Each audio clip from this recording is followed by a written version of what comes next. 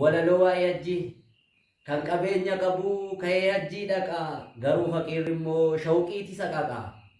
nafsiyyaan kan kootis gaaffiidha na cinqaa anis akka namaa yoomin hajjii dhaqa obsi nafsiyyaa koo nasrii rabbiin dhufa gaaf tokko duroomtee rakkini ni kufa anis gaafa tokko kaabaanan xawaafaa dhufee tan dhaabbadhaa gara dachii arafaa yaadachii filamtu dachii biyya makkaa xayyibaa rasuulaa kan qabdu barakaa dhufee si ziyaaree si keessa sussuka kaabaatti naanna'een laddaba lebbeeka arkaana islaamummaa kan koos nan guuttadha kaabaanan xawaafaa dhakaas nan darbadha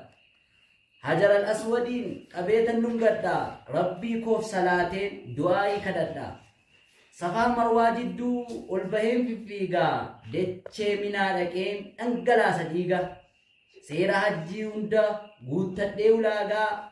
gammadeen ashaqaa zamzamachii dhugaa yaa warri waa qabdu hajjiin harkaanuma islaamummaa keessaa yaa warri waa qabdu dhaqimaaf tetteessaa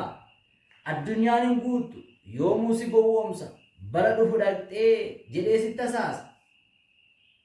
makiinaa bitattee isatu si geessa viillaa ijaarrattee isa keessa teessa